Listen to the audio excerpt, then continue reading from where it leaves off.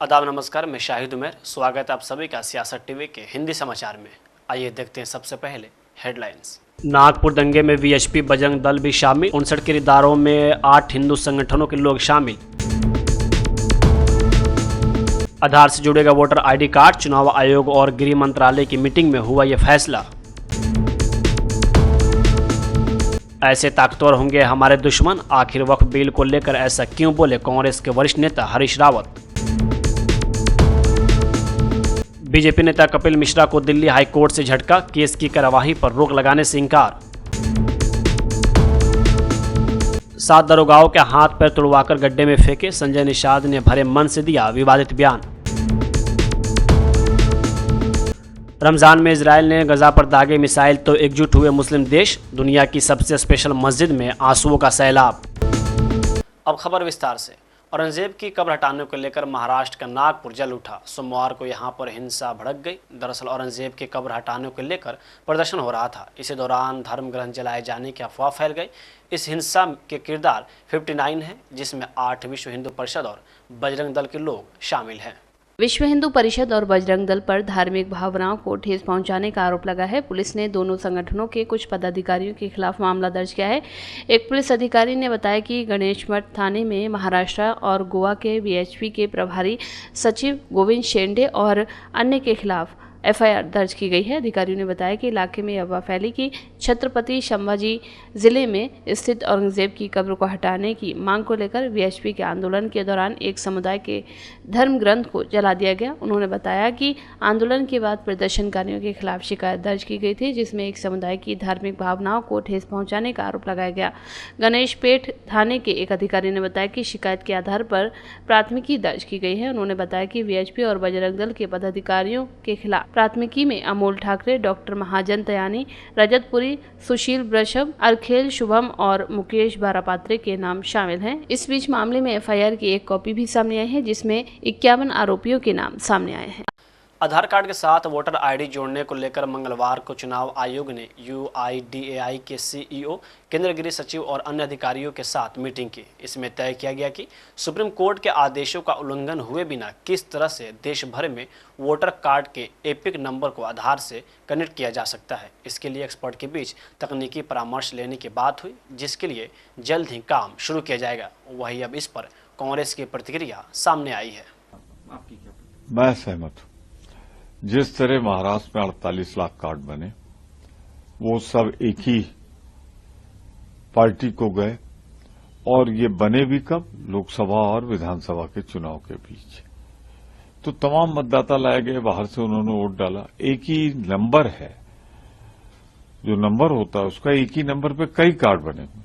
तो मैं समझता हूं, आने दीजिए, हम प्रतीक्षा करेंगे इससे कुछ तो प्रतिबंध होगा।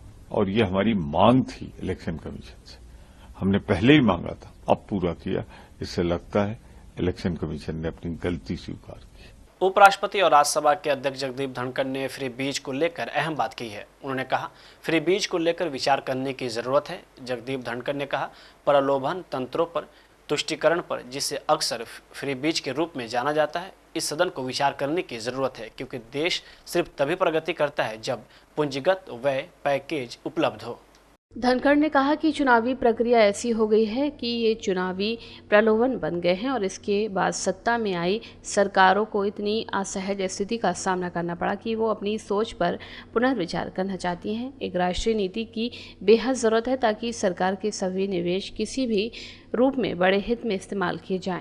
जगदीप धनखड़ ने विधायकों और सांसदों के वेतन को लेकर कहा कि हमारे संविधान में विधायक का सांसदों विधायकों के लिए प्रावधान किया गया था, लेकिन एक समान तंत्र नहीं था। इसलिए आप देखेंगे कि कई राज्यों में विधानसभाएं सदस्यों को सांसदों की तुलना में अधिक भत्ते और वेतन देती है, और यहाँ तक कि पूर्व विधायकों की पेंशन में 1 से 10 तक का अंतर है। अगर राज्य में किसी को 1 रुपया मिलता है तो दूसरे राज्य में पेंशन 10 गुना हो सकती है। इसीलिए ऐसे मुद्दे हैं जिन्हें कानून के माध्यम से हल किया जा सकता है, और इससे राजनेताओं, सरकार, कार्यपालिका को फायदा होगा और ये उच्च गुणवत्ता वाले निवेश को भी सुनिश्चित करेगा। नागपुर हिंसा पर शिवसेना यूबीटी सांसद प्रियंका चतुर्वेदी ने कहा कि बीजेपी हिंसक संघर्ष भड़काने के लिए वीएचपी और बजरंग दल का इस्तेमाल करती है। विधानसभा में सीएम के भड़काऊ भाषण और नीतीश राणे के बेतुके बयानों के खिलाफ कार्रवाई कब होगी? मैं महाराष्ट्र के गृह मंत्री देवेंद्र फडणवीस से यह सवाल पूछना चाहती हूँ। जो लोग अपने निर्वाचन क्षेत्र में कानून व्यवस्था बनाए रखने में सक्षम नहीं है, वो इसे कहीं और कैसे सुनिश्चित करेंगे? एफआईआर जो लोग उसमें शामिल थे, जिन्होंने दंगे भड़काए हैं, उन सब पे कार्रवाई हो। और अगर इनको पुलिस ने उन पे एफआईआर दर्ज किए हैं तो यानी उनके कुछ न कुछ रोल रहा होगा।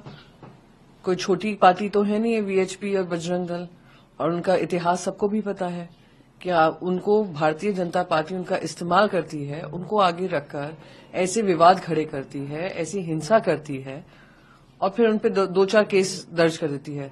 मैं पूछना चाहती हूँ, मुख्यमंत्री ने जो भड़काऊ भाषण दिया था संसद असेंबली के अंदर, उन पे कब कार्रवाई होगी?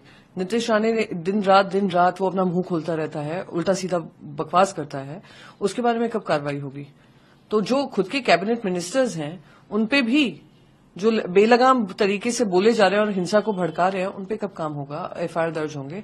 ये मैं वहां के गृह मंत्री श्री देवेंद्र फडणवीस से पूछना चाहती हूँ। जो अपने घर की सोसाइटी को नहीं बचा पा रहे हैं, वो हमारे राज्य को क्या बचाएंगे? जो कानून व्यवस्था उनकी खुद की कॉन्स्टिट्यूंसी में लागू नहीं कर पा रहे हैं, तो बाकी कहां करेंगे? या ये भी हो सकता है कि उन्होंने एक्सपेरिमेंट उस क्षेत्र से किया जहां पे उनको टोटल कॉन्फिडेंस था कि उससे उनको पॉलिटिकल बेनिफिट मिलेगा। पर ये शर्मनाक है। नितिन गडकरी जी ने जो कहा कि कभी इधर इतिहास में नागपुर ने इस तरीके की घटनाएं नहीं देखी हैं जो वहां पे हुआ है। रूमर्स फैलाए गए, उल्टा सीधा कहा गया, दंगे भड़काए गए, हिंसा के लिए मजबूर कर दिया। अरे शेमफुल। जो भी इसके लिए जिम्मेदार है, जो भी पक्ष हो, जो भी इंसान हो, उन सबके ऊपर सख्त से सख्त कार्रवाई करनी चाहिए।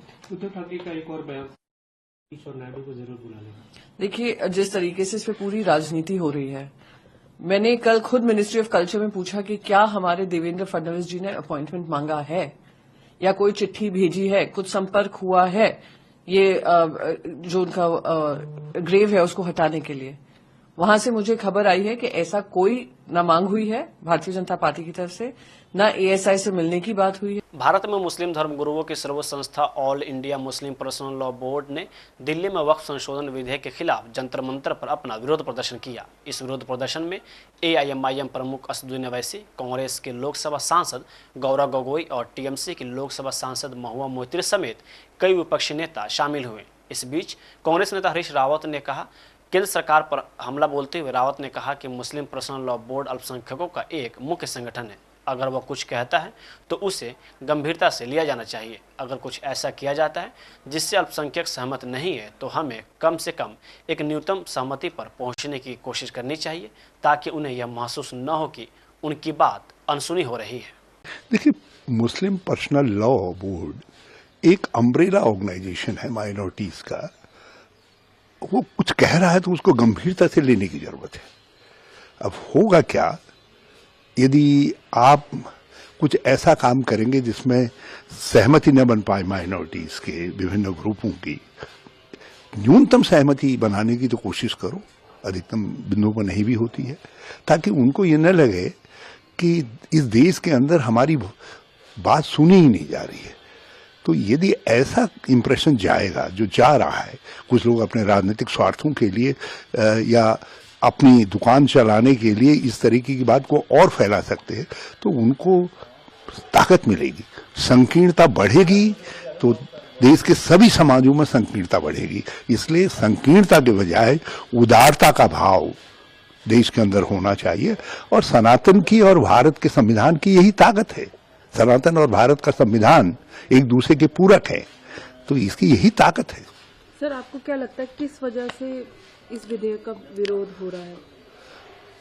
लोगों को यह है कि आप वक्फ की संपत्तियों को और उसकी स्वायत्तता को दोनों को नष्ट करना चाहते हैं, दोनों को समाप्त करना चाहते हैं। आपकी निगाह जो है, नहीं तो आप कानून में तो पहले भी संशोधन हुए और कुछ आवाजें उठी भी, उन आवाजों का समाधान किया गया। तो इस बार ये क्यों हो रहा है, इस पर गंभीरता से देश के शीर्ष स्तर पर सोचने की आवश्यकता है। आप ऐसा इंप्रेशन नहीं जाना चाहिए कि हम उनको धकेल रहे। इससे जो विश्व में हमारी छवि है उस छवि पर असर पड़ता है।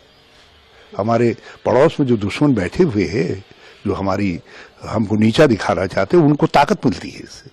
कांग्रेस नेता शशि थरूर ने रूस यूक्रेन जंग में भारत के रुख पर प्रतिक्रिया दी। उन्होंने स्वीकार किया कि युद्ध छुड़ने के समय भारत के रुख का विरोध करने पर उन्हें शर्मिंदगी उठानी पड़ी थी। उन्होंने कहा कि जो नीति अपनाई गई उसके कारण देश अब ऐसी स्थिति में है जहां वो अस्थायी शांति के लिए बदलाव ला सकता है। थरूर ने रूस द्वारा यूक्रेन पर हमले के समय भारत के रुख की आलोचना की थी। उन्होंने हमले की निंदा करने की अपील की थी। कि युद्ध के संबंध में जो बातें कही थी वो उनको लगा कि वो ठीक नहीं था। भारत सरकार की नीति ठीक थी, उचित थी। देर आए दुरुस्त आए, अच्छी बात है। आज विदेश नीति में नरेंद्र मोदी की सरकार और उनके द्वारा स्वयं के लिए गए जो भी निर्णय होते हैं वो भारत के हित में होते हैं। जैसे शशि थरूर ने स्वीकारा है वैसे ही कांग्रेस पार्टी के बाकी नेता स्वीकारेंगे तो अच्छी बात है। दिल्ली हाईकोर्ट ने साल 2020 के विधानसभा चुनाव के दौरान आपत्तिजनक ट्वीट करने को लेकर बीजेपी नेता और दिल्ली के मौजूदा कानून मंत्री कपिल मिश्रा के खिलाफ निचली अदालत में कार्यवाही पर रोक लगाने से इनकार कर दिया है। जस्टिस रविंद्र ने सेशन कोर्ट के उस आदेश को चुनौती देने वाली कपिल मिश्रा की याचिका पर दिल्ली पुलिस को नोटिस जारी किया, जिसमें मजिस्ट्रेट कोर्ट की ओर से जारी समन के खिलाफ मिश्रा की याचिका को खारिज कर दिया गया था। जस्टिस ने कहा कि निचली अदालत की कार्रवाई पर रोक लगाने की कोई जरूरत नहीं है। निचली अदालत को मामले में आगे बढ़ने की छूट है। वहीं हाई कोर्ट ने नोटिस को लेकर पुलिस को 4 सप्ताह का समय दिया और अगली सुनवाई की तारीख 19 मई तय की गई। इस मामले में निचली अदालत में 20 मार्च को सुनवाई होनी है। कपिल मिश्रा ने 23 जनवरी 2020 को दिल्ली विधानसभा चुनाव के संबंध में कथित आपत्तिजनक बयान ट्वीट किया था, जिस पर बवाल खड़ा हो गया था। इसको लेकर चुनाव अधिकारी ने उनके खिलाफ शिकायत दर्ज करवाई थी। इसी शिकायत के आधार पर एफआईआर दर्ज हुई थी। सेशन कोर्ट ने 7 मार्च के अपने आदेश में कहा कि वो मजिस्ट्रेट कोर्ट के इस फैसले से पूरी तरह से सहमत है कि चुनाव अधिकारी की ओर से दायर की गई शिकायत जनप्रतिनिधित्व अधिनियम की धारा 125 के तहत अपराध का संज्ञान लेने के लिए पर्याप्त है। इस धारा में चुनाव के संबंध में वर्गों के बीच शत्रुता को बढ़ावा देना बताया गया है। उत्तर प्रदेश की योगी सरकार में कैबिनेट मंत्री और एनडीए की सहयोगी निषाद पार्टी के अध्यक्ष संजय निषाद अपने एक बयान को लेकर विवादों में घिर गए हैं। संजय निषाद ने सुल्तानपुर में एक जनसभा को संबोधित करते हुए विवादित दावा किया और कहा कि वो यहां तक ऐसे ही नहीं पहुंचे, 7 दरोगाओं के हाथ पैर तुड़वाकर उन्हें गड्ढे में फेंक कर यहां तक आए हैं। यहाँ ऐसे नहीं पहुंचा हूँ, 7 दरोगा का हाथ पैर तोड़वा कर उसे गड्ढे में फेंकवा कर तब डॉक्टर संजय आया है। जरूरत हुआ तो दरोगा के खिलाफ भी कार्रवाई कराएंगे। वही उत्तर प्रदेश के प्रयागराज के मोइमा थाना क्षेत्र के गांव की बीए की छात्रा का शव पेड़ पर लटका मिला। वारदात से पूरे इलाके में सनसनी मच गई। घर वालों ने बताया कि वह 16 मार्च को सुबह घर से निकली और रहस्यमय ढंग से गायब हो गई थी। युवती के पिता ने सोमवार को मोइमाई थाना क्षेत्र में गुमशुदगी की रिपोर्ट दर्ज कराई थी। मंगलवार को शाम के समय सोराव थाना क्षेत्र के धोड़सा गांव के समीप एक बाग में संदिग्ध हालत में फांसी के फंदे पर झूलती हुई उसकी लाश मिली, जिससे सोराव पुलिस अपने कब्जे में लेकर परिजनों को सूचना दी। 18 मार्च की शाम को थाना सोराव में पुलिस को सूचना प्राप्त हुई कि ग्राम बरजी के पावर हाउस के निकट बाग में एक महिला का शव पेड़ पर लटका हुआ है। इस सूचना पे तत्काल मौके पे थाना पुलिस पहुंची और फील्ड यूनिट को भी बुलाया गया, जिसकी मौजूदगी में शव को उतारा गया, जहां उसकी तस्दीक सरिता पटेल पुत्री दारा सिंह उम्र 21 वर्ष निवासी बेनीपुर थाना महुआइमा के रूप में हुई, जिसके संबंध में 17/3/25 को थाना महुआइमा में परिजन द्वारा 16 तारीख को सुबह 8 बजे घर से बिना बताए चले जाने के संबंध में गुमशुदगी दर्ज कराई थी। प्रथम दृष्टया शव पर कोई जाहिरा चोट नहीं पाई गई। मृत्यु का सही कारण व समय जानने हेतु पंचायतनामा भर पोस्टमार्टम के लिए शव को भेजा गया है, जहां पैनल से पोस्टमार्टम कराया जाएगा।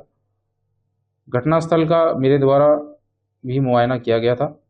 परिजनों द्वारा थाने पर इस संबंध में एक तहरीर दी गई है, जिसमें गांव के ही लड़की के पूर्व परिचित समुदाय के चंद्रजीत पटेल पुत्र कमलेश कुमार पर प्रताड़ित करने तथा आत्महत्या के लिए उकसाने का आरोप लगाया गया है, जिसमें थाना सोराव में सुसंगत धाराओं में अभियोग पंजीकृत कराया गया है तथा विधिक कार्रवाई प्रचलित है।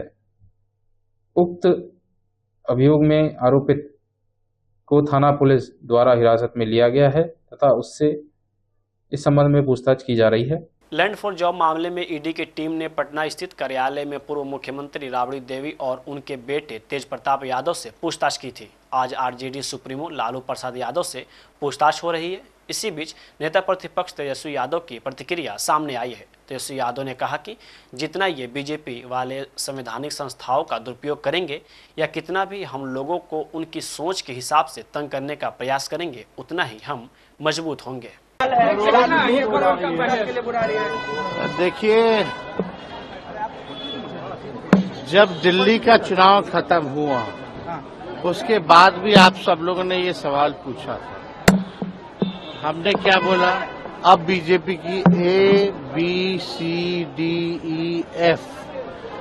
A to Z जो भी टीमें हैं या जो बीजेपी के IT सेल हैं, अब केवल उनका काम बिहार में ही है।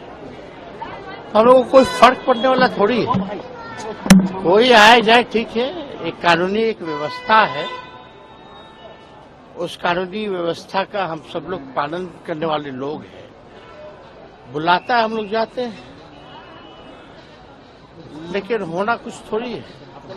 आप तो स्वाभाविक है ना। अगर हम राजनीति में नहीं होते तो मेरे पे एक केस होता क्या? कोई मुकदमा नहीं होता। हम राजनीति में हैं, इसलिए पॉलिटिकल वेंडेटा के हिसाब से, राजनीतिक षड्यंत्र के हिसाब से मुकदमाएं जो है वो की जा रही हैं और इससे हम लोगों को फर्क पड़ने वाला नहीं। ये तो एक बार आप लोगों की तो गिनती भी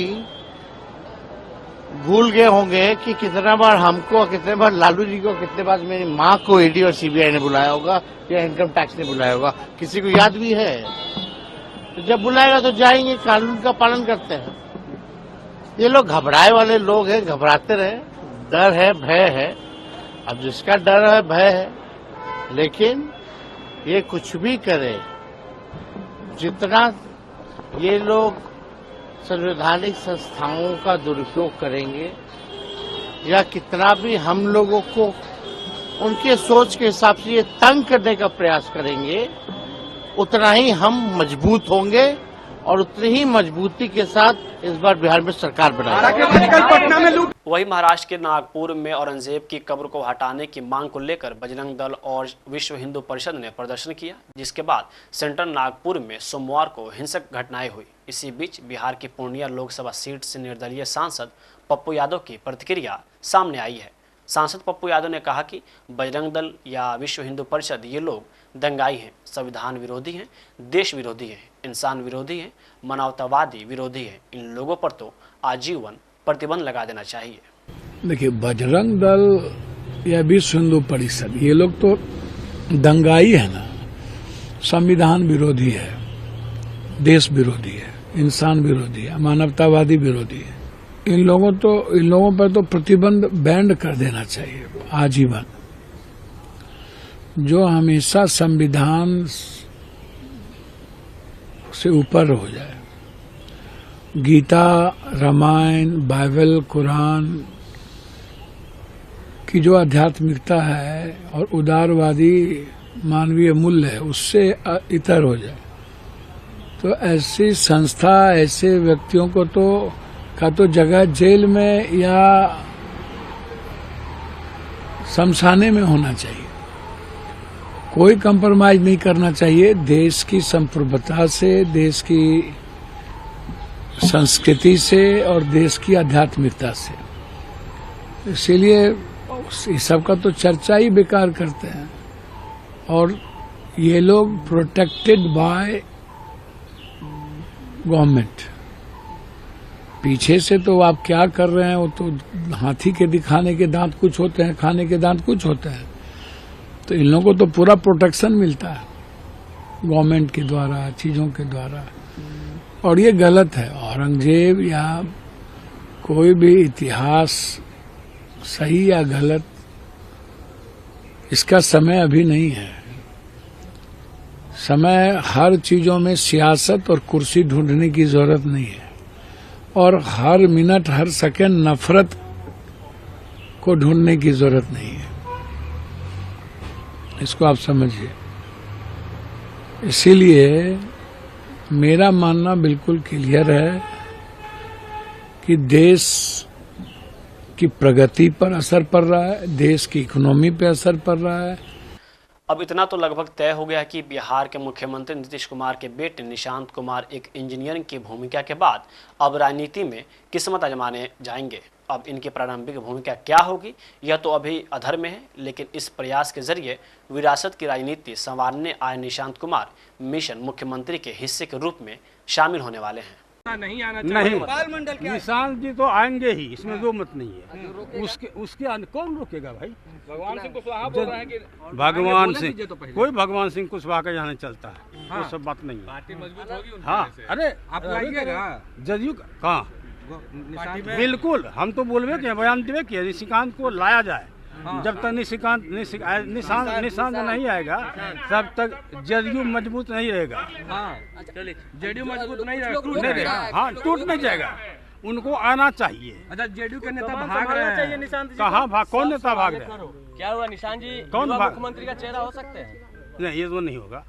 कुछ लोग निशांत आ गए, कुछ लोग रोक रहा है। अरे कौन रोक रहा है भाई? बोलिए ना। पूछ रहे हैं। कोई नहीं रोक रहा है। वो आएगा। अरे रोकवे नहीं करेगा। मुख्यमंत्री बनेंगे। अरे रोकेगा क्या कि उनको? राजनीतिक व्यक्ति को कोई रोकता है? राजस्थान के पूर्व मुख्यमंत्री अशोक गहलोत ने फसलों की खरीद को लेकर राज्य की भारतीय जनता पार्टी सरकार पर निशाना साधते हुए कहा कि किसान खुद को ठगा हुआ महसूस कर रहे हैं। अशोक गहलोत ने एक्स पर लिखा कि बीजेपी सरकार के कार्यकाल में किसानों को परेशान करने में कोई असर नहीं छोड़ी जा रही है। अशोक गहलोत ने सरसों की उपज बाजार में आ चुकी है, लेकिन अभी तक एमएसपी पर सरकारी खरीद की प्रक्रिया शुरू तक नहीं हुई है। गेहूं की अभी कटाई भी नहीं हुई, लेकिन गेहूं की एमएसपी पर खरीद का पंजीयन शुरू कर दिया गया है। उन्होंने कहा कि हालांकि भाजपा ने गेहूं की एमएसपी 2,700 रुपये करने की बात अपने घोषणा पत्र में की थी, जो अभी तक पूरी नहीं की गई है। पहले मूंगफली की सरकारी खरीद में भी भ्रष्टाचार की शिकायत आई थी। गहलोत ने कहा कि सरकार किसानों को न बिजली दे पा रही है, न पानी और न ही उपज का सही दाम। ऐसा लगता है कि राजस्थान के किसानों को भाजपा सरकार ने केंद्र सरकार की ही भांति अपने हाल पर छोड़ दिया है। राजस्थान के किसान अपने आप को उपेक्षित एवं ठगा हुआ महसूस कर रहे हैं। कांग्रेस नेता ने कहा कि राज्य सरकार को अविलंब इस ओर ध्यान देना चाहिए। वही इजराइल का अचानक सीज फायर तोड़ने के बाद हुए हमलों में करीब 400 फलस्तीनी नागरिकों की मौत हो चुकी है, जिसमें ज़्यादातर बच्चे और महिलाएं शामिल हैं। इजराइल के इस कदम की अरब देशों समेत पूरी दुनिया में निंदा की जा रही है। इस्लामिक देशों के संगठन OIC ने कहा कि इजराइल के नए हमले फलस्तीनी लोगों के खिलाफ युद्ध अपराध और नरसंहार की निरंतर है। दूसरी ओर सऊदी अरब के मक्का में मौजूद इस्लाम धर्म के सबसे खास मस्जिद अल हरम में फलस्तीन की जीत के लिए दुआ की गई। दुआ के दौरान इमाम शेख सुदैम समेत लगभग सभी नमाजी रोते हुए दिखाई दिए और सभी ने फ़िलिस्तीनी लोगों और जेरूसलम के मस्जिद अल अक्सा की हिफाजत की दुआ मांगी। OIC ने इसराइल के गाज़ा पर हमलों की निंदा करने के साथ साथ अंतर्राष्ट्रीय समुदाय, विशेष रूप से संयुक्त राष्ट्र सुरक्षा परिषद से आह्वान किया कि वो इजरायली आक्रमण को तत्काल खत्म करके और क्रॉसिंग खोलकर गाज़ा के सभी हिस्सों में मानवीय सहायता की आपूर्ति सुनिश्चित करे। इसके अलावा OIC के बयान में कहा गया है कि संयुक्त राष्ट्र फ़िलिस्तीनी लोगों को विस्थापित करने और उनकी भूमि पर कब्जा करने के प्रयासों के खिलाफ खड़े होकर और उन्हें अंतर्राष्ट्रीय सुरक्षा प्रदान करके अपनी जिम्मेदारी निभाए। मंगलवार को हुए इजरायली हमलों में महिलाओं और बच्चों सहित 400 से ज़्यादा फ़िलिस्तीनी मारे गए। इन हमलों में हमास के साथ 2 महीने लंबे नाजुक संघर्ष विराम समझौतों को लगभग तोड़ दिया है। इजराइल के इस हमले ने दुनिया भर में निंदा की लहर पैदा की है। साथ ही जानकारों ने 17 महीने से चल रहे नरसंहार हमले को फिर से शुरू करने की आशंका जताई है। हिंदी समाचार यही समाप्त होता है। मुझे दे इजाज़त। बाकी खबरों के लिए बने रहें सियासत टीवी के साथ।